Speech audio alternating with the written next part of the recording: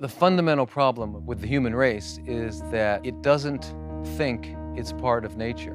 I mean, from comets and planets and suns down to worms and bacteria, they're all aspects of nature. If you were to stand back and look at it, it's all functioning as one whole thing. And it's continually interchanging its parts, and every aspect of nature has a particular role, a particular function. And that particular role and that particular function defines what it should do. So for human beings, we stepped out of that and we built an artificial world. And so we live in boxes and we drive around in machines, we communicate with machines, and we keep nature in zoos and in parks, and we keep nature over there. And the absurdity is that this is nature. We're sitting in nature. It functions according to the laws of nature. The impact of how we move around the world and live day to day is compounded with what's become known as the Western diet that has fast become the norm, bringing with it new problems for which our bodies are not designed to cope. Poor diet choices, quick fix meals, and the introduction of damaging toxins to your body are interfering with our body's delicate balance. People get unhealthy because of the environment that they live in. So you cannot say that the person that lives in a mountain is getting dirty in any way. But when you live in a big city, you tend to breathe polluted air, to drink bottled water, to have processed food, not to sleep well, and to have all this rush that you don't have time for your body to recover or for your body to rest. So, when we eat food and we drink water contaminated with pesticides and like chlorine and fluoride, these toxins accumulate in our body. And that's what can cause them to be more difficult to release from our body. Toxins are not always obvious. The allure of quick fix convenience has hidden these toxins within the processed foods and meals we eat. However, the first way to purify your system is simple. It's detox. When you go to the retreat, one of the good things about it is you're in an environment that everybody's doing the same thing. And the people that are there to help, they've done it before. They know what you're going to expect. Let's just say you've been drinking coffee 3 cups a day for the last 5 years, okay? And this is your first detox ever. I can say 99.5% chance you're going to have a massive headache. So if you're at home and this is happening and you don't know this is going to happen, you're going to panic and you're probably going to stop the detox. The experience of a detox is completely individual. It depends on how you've lived until the point you arrive, basically. So if you've lived a very toxic life, then yeah, certainly there can be a bit of a roller coaster couple of days at the beginning as your body adjusts, because the internal toxic load is high, it's heavy, it's a lot of work. What is detox? Detox is basically cleaning the toxins from the system. But the thing is, where do people get those toxins? It's the modern toxic life. The air is polluted, people don't drink enough water, food is all, again, toxic, processed, added chemicals, sweetenings, colorings, genetically changed, I don't know what we're eating now. Electromagnetic field, not exercising, detergents, cosmetics, medication, cigarette, coffee, alcohol, tea. Most people wait until they have a problem. So if they have a problem, they normally go to what? They go to the medical profession. Now, what does the medical profession do? Do they fix the problem? No. They fix the symptom, okay? I have a headache, take an aspirin. I don't have a headache, therefore I'm better. Wrong.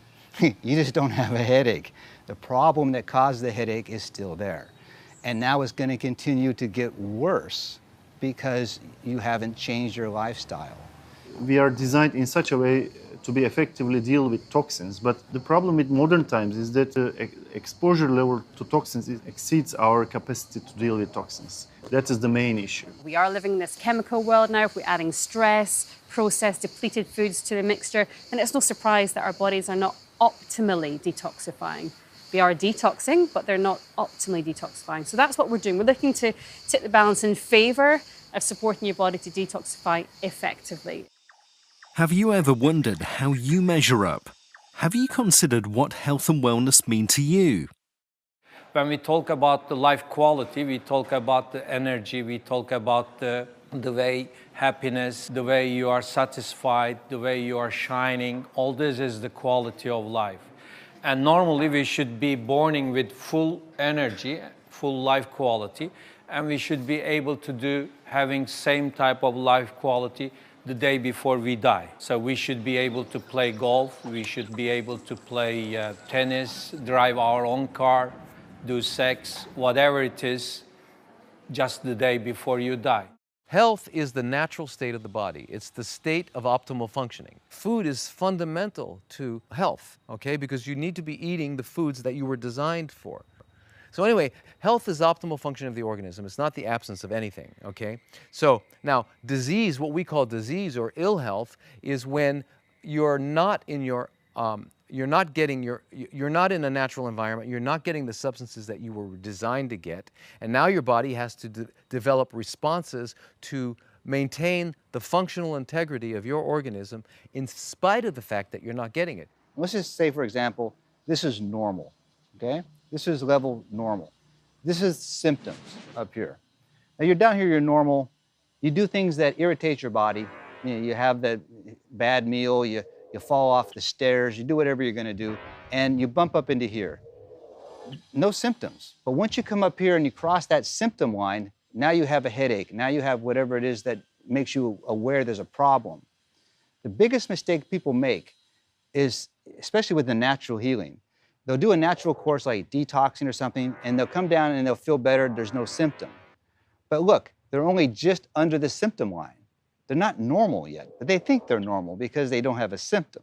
So if you stay right here, all you have to do is something very small, and now you have a headache again. And then you keep on going, you treat it till the symptom is gone, but you don't keep on going. So when you find something like detoxing, nutrition, exercise that makes you feel better, don't think you're cured just because you have no more symptoms. You must continue that, hopefully for the rest of your life, as a new lifestyle and get back down into this level. We tend to equate energy with health, all right? The more energy we have, the better we feel, the more effective we are in our life, the better our whole life functions, okay?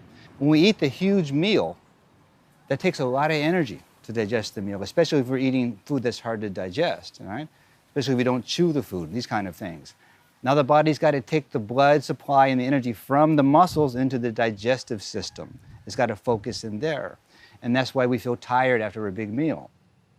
And then people will make the mistake of drinking coffee after the big meal so they don't feel tired, but now they're upsetting the digestive process, all right? The other thing, other than volume and poisonous food, is frequency. So if you're eating 3 times a day, minimum 3 times a day, and if you eat the moment you wake up in the morning, what you're doing is you're keeping your immune system, 60 to 70% of your immune system, busy. It's busy all day long. It's so now you get a virus. I can't deal with the virus. So the virus has a chance to set up camp.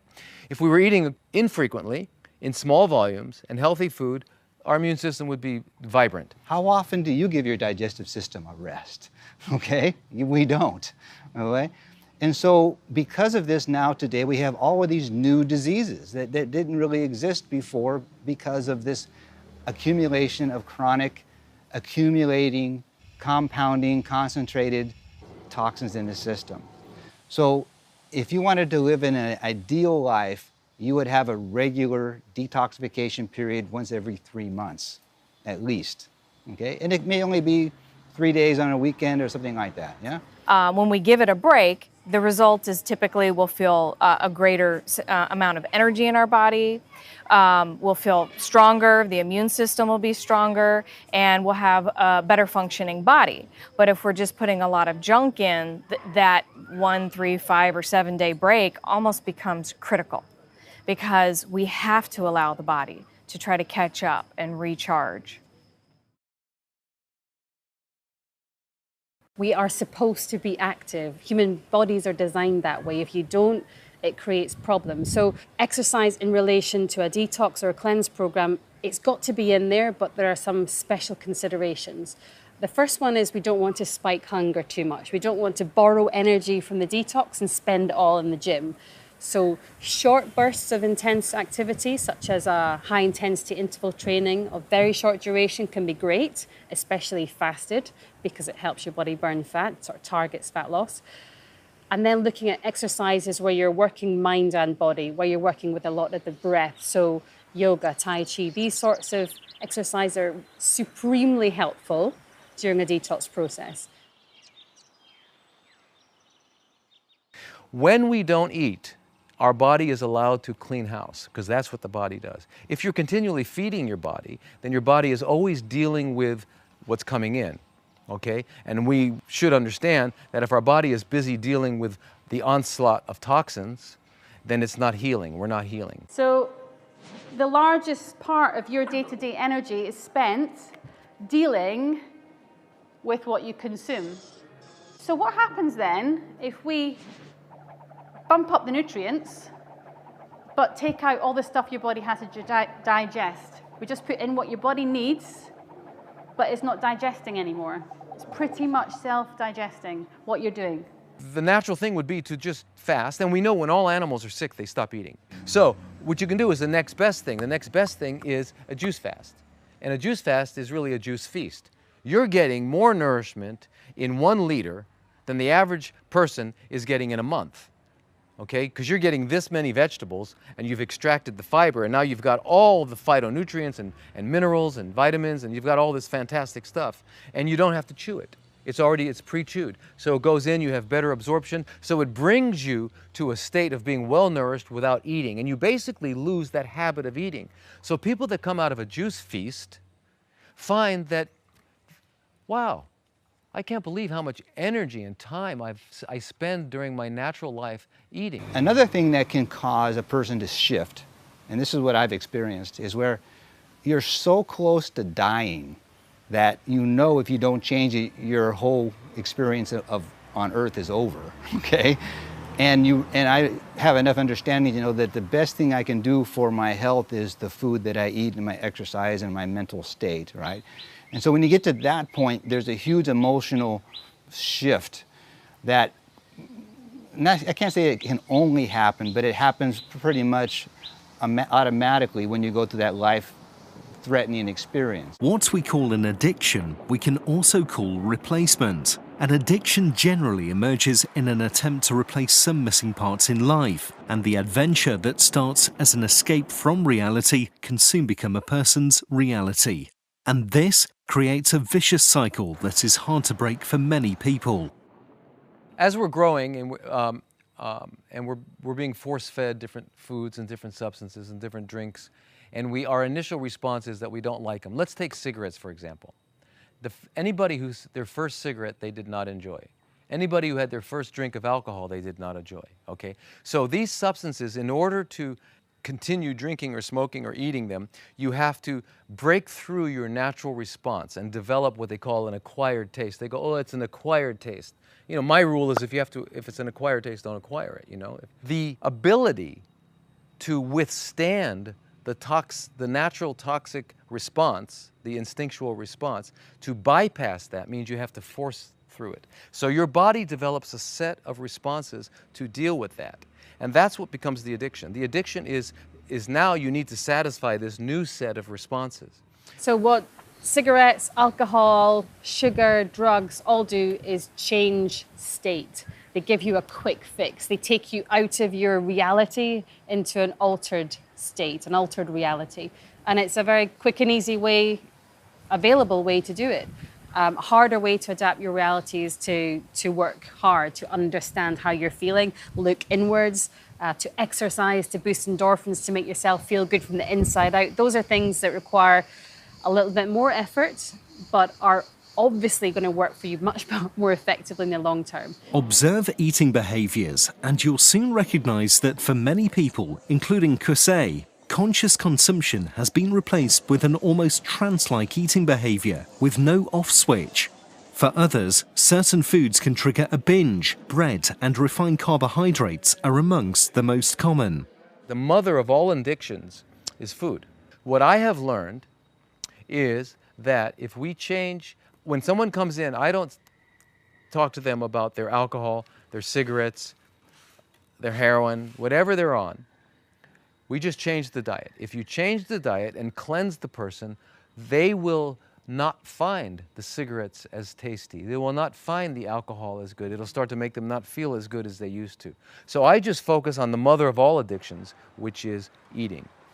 Our food industry has designed the food to make it addictive, okay? There are two things that stimulate the release of dopamine in the brain, which makes us happy, gives us pleasure, okay?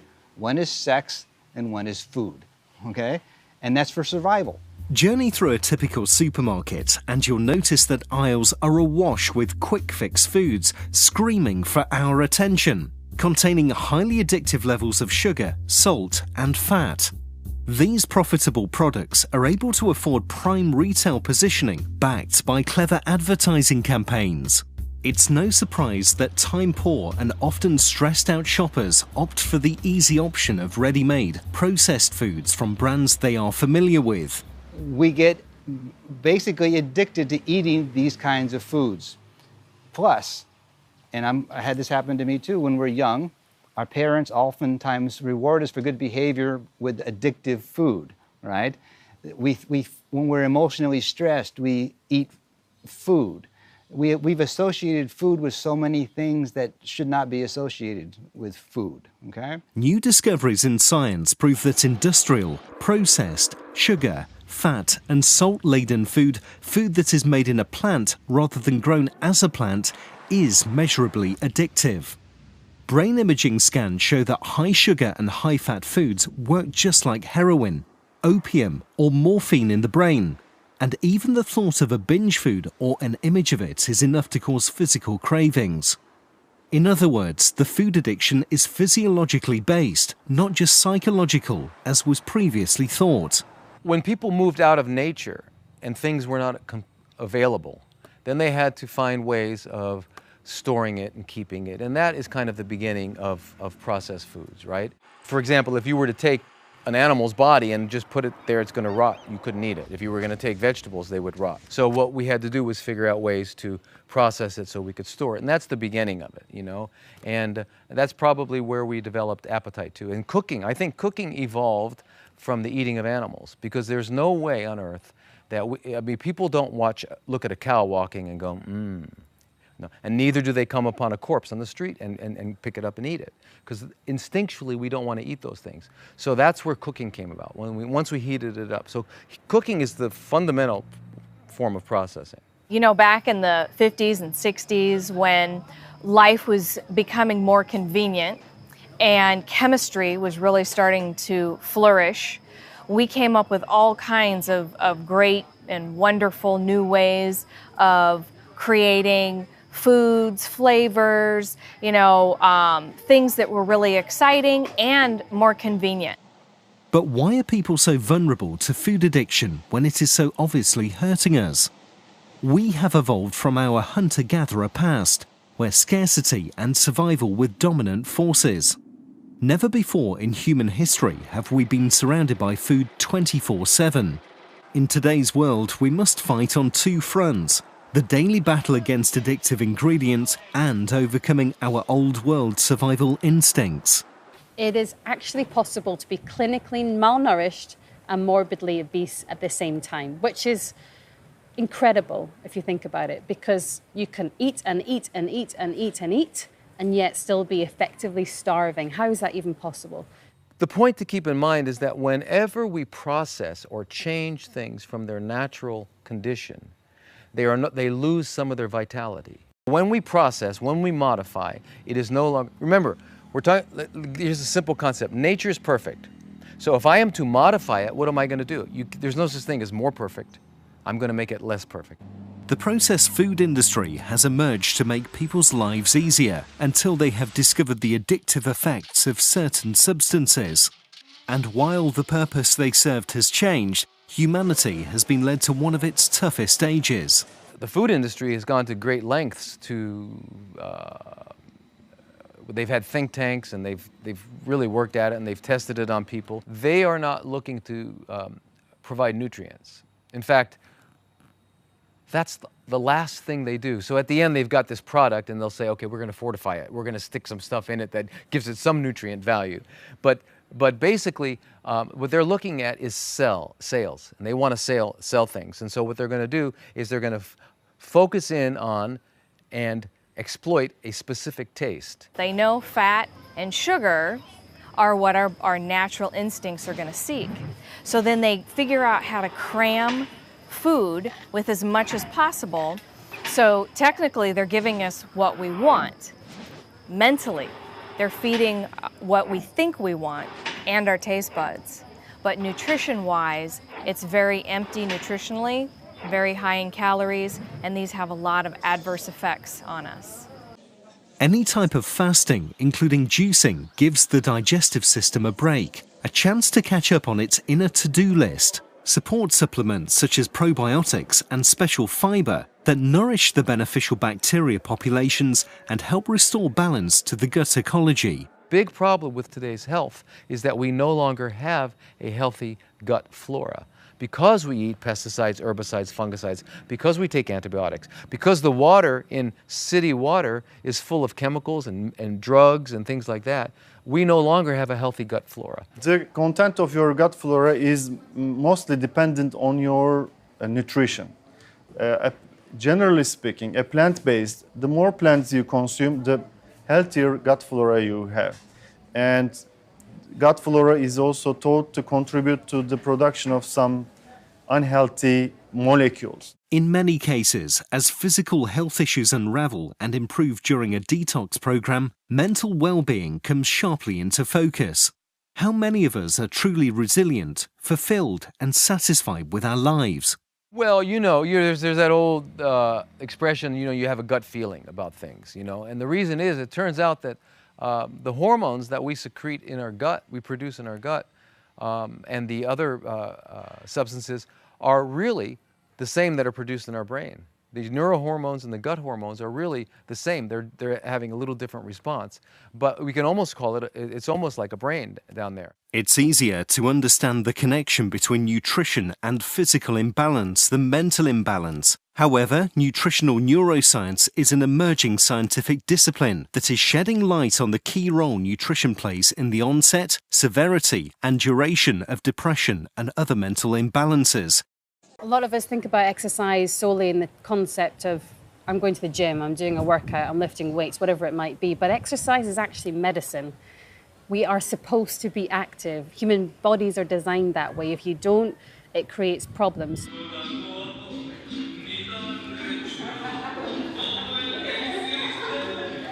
Daily rebounding is also used to increase lymph flow by as much as 15 times.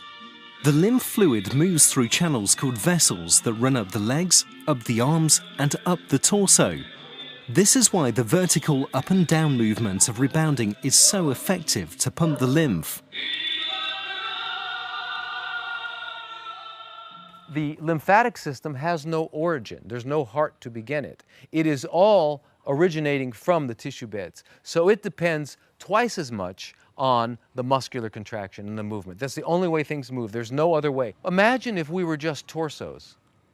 We're not torsos, right? We've got 2 arms and 2 legs, and these are actually the pumps, the machines. That's what keeps metabolism moving. These are the instigators of it. And they keep our lymphatics working, they keep our veins working, they stimulate hormones. I mean, we can do a whole discussion on exercise, how important it is. Many people I know, especially in my age, their whole life, the biggest enjoyment in life they have is eating. And so they become what I call foodies, okay? They wake up in the morning and goes, what am I having for breakfast? And then, okay, now what's for lunch? And, it's like everything is about food, okay?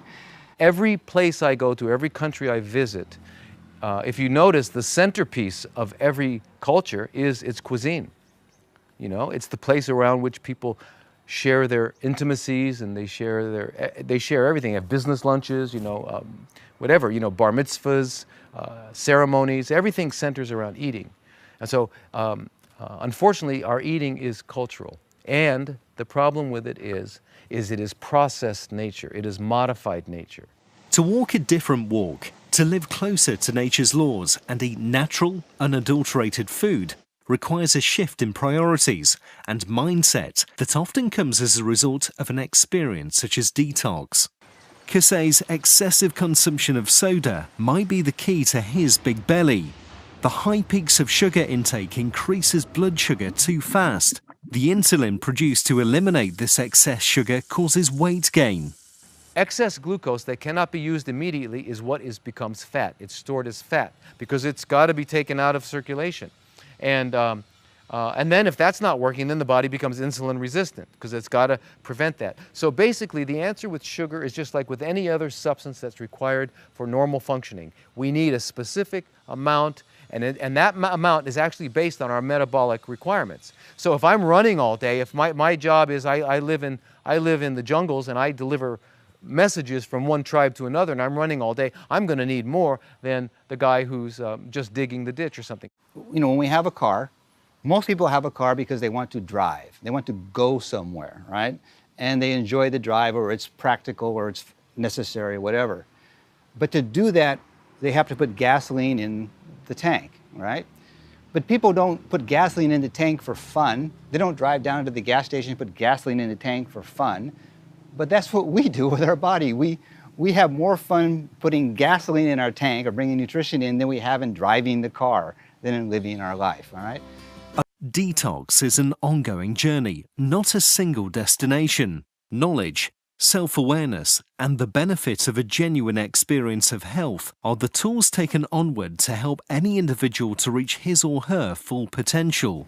With a detox program or a cleanse program, you can feel like you're in a bit of a bubble. So it's important to start to think and plan about longer term. Really, it's a kickstart. This is your chance to press stop, chance to recover, rejuvenate, and then go back into your life. But you're changed, you're altered, you're genuinely altered from the inside out. And hopefully the mind is shifted too. And when you do have that moment when you fail, you know, don't beat yourself up about it. Just pick yourself up and just try it again. For me, there's one word above all else which sums this up, which is the word real. We've got to keep our diets real, we've got to focus on real results, and we've got to live a real life. You know, when you're younger, you know, you wake up in the morning, you're excited about life. You know, life isn't a drag. It's like, yes, I want to do this, and you're looking towards the future, and you see all the possibilities, right? But as you get older, you think, oh God, I got to get up. Oh, it's just, and so that can change. You can go back to where life is an adventure, when life is exciting, when you have so much energy and so much ability that it's like you feel confident that you can get anything done, just like when you were in your 20s and, you know, and younger than that.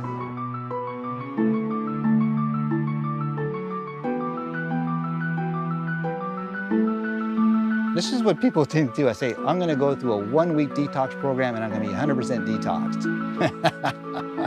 Not a chance. You know, the detox program can get you set in the right direction, and then you have to make the lifestyle changes, and that detoxification will continue for as many years as it takes to get all that system out of your, all that junk out of your system. And I've been trying to do that for 30 years, and I'm still working on it.